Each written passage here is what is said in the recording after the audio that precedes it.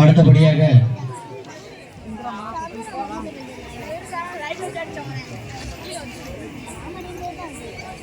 Sevaratna doctor I Nandini அவர்கள் சமூக ஆர்வலர் அவர்களை சிறப்புரையாற்ற வருமாறு மக்கள் நலச்சங்கத்தின் சார்பாக அன்போடு வரவேற்கிறோம்.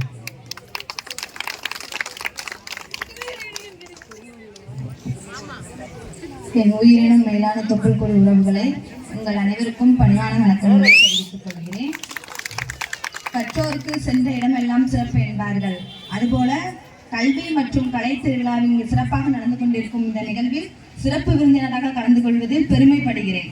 உண்மையாவே ஏன் அப்படின்னா, கத்தி முனையை விட பேனா முனை கூர்மையானது அப்படின்னு சொல்லுவாங்க. அதுபோல நீங்க என்னதான் காசு பணம் நிறைய வச்சிருந்தாலும் ஒரு குழந்தைக்கு நம்ம ரொம்ப முக்கியமா கொடுக்க வேண்டியது வந்து கல்வி மட்டும்தான். நம்ம கல்விங்கிற ஒரு ஆயுதத்தை கையில எடுத்தா மட்டும்தான் நம்ம வாழ்க்கையில வந்து மென்மேலும் வளர முடியும். அதனால குழந்தைங்களை வந்து நல்லா படிக்க வைங்க.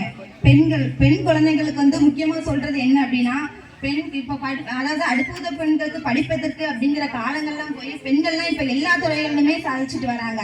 இந்த திறமைகள் வந்து பெண்களுக்கு எல்லாருக்குமே இருக்கு. இதை வந்து நம்ம எல்லாருமே இன்னும் சப்போர்ட் பண்ணோம் அப்படின்னா இன்னும் பெண்கள் வந்து மென்மேலும் வளர்ந்துக்கிட்டே தான் இருப்பாங்க. அதனால பெண் குழந்தைகள் வந்து தைரியமா இருக்கணும், தன்னம்பிக்கையோட இருக்கணும். நம்மளால இது முடியும் அப்படிங்கிற ஒரு வைராக்கியத்தோட படிச்சோம் அப்படின்னா நம்ம எதுலையுமே வந்து தோல்வியே அடைய முடியாது, கண்டிப்பா வெற்றி அடையலாம். அதனால பெண் குழந்தைகள் வந்து நல்லா படிங்க.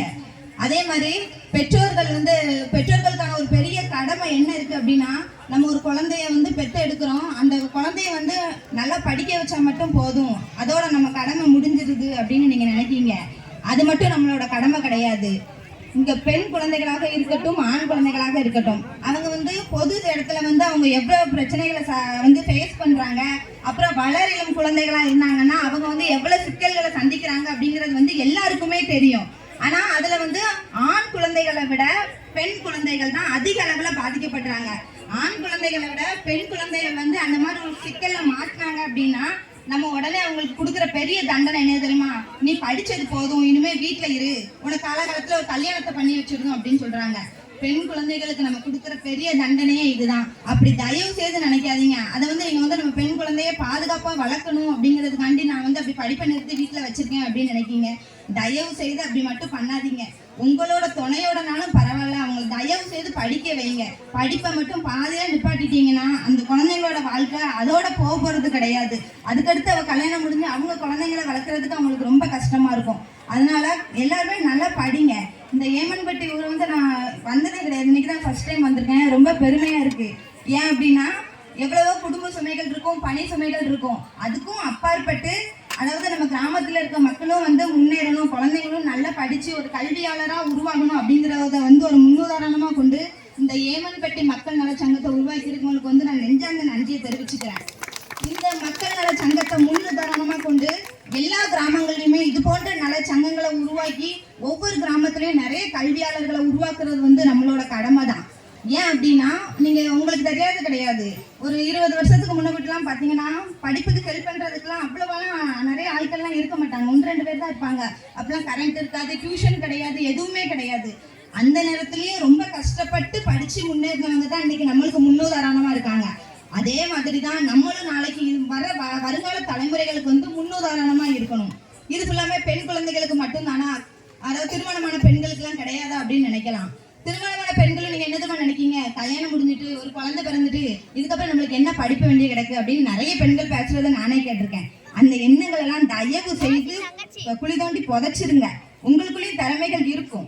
சமையல் பண்றோம், ஒரு 4 பேர் உட்கார்ந்து பேசுறீங்கல்ல, அந்த மாதிரி இல்லாம ஒவ்வொரு கிராமத்துலயும் படிச்ச பெண்களா சேர்ந்து ஒரு குரூப் 4 குரூப் 2 எக்ஸாம்க்குள்ள ப்ரிப்பரேஷன் பண்ணலாம், 1 மணி நேரம் பண்ணலாம். அந்த மாதிரி எல்லா கிராமங்கள்லயுமே வந்து பெண்கள் வந்து முன்னெடுத்து வாங்க. இந்த மாதிரி நல சங்கங்கள் வந்து கண்டிப்பா உங்க எல்லாத்துக்குமே உறுதுணையா இருக்கும். கல்விக்கு எந்த நேரத்திலையும் எப்பவுமே நல சங்கங்களோடு சேர்ந்து நாங்களும் என்னைக்கும் துணையா இருப்போம். இந்த ஒரு நல்லதொரு வாய்ப்பை ஏற்படுத்தி இந்த ஏமன்பட்டி மக்கள் நல சங்கத்துக்கு நெஞ்சார்ந்த நன்றியை வந்து தெரிவிச்சுக்கிறேன். ரொம்ப நன்றி.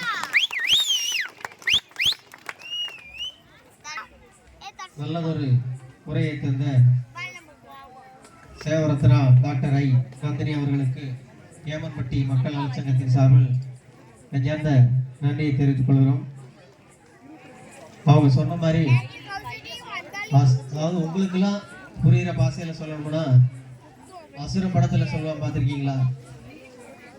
காடு இருந்தால் எடுத்துக்குவான், ரூபா இருந்தால் பிடிக்குவான், ஆனால் கல்வியை மட்டும் அவனால் ஒன்றும் பண்ண முடியாது அப்படின்னு சொல்லுவாங்க.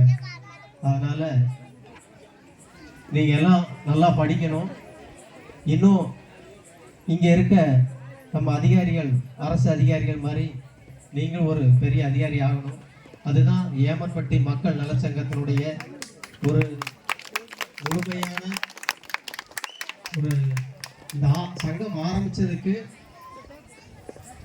ஒரு மன நிறைவு அப்படின்னா நீங்கள் நல்லா படித்து முன்னேறணும். அதுதான்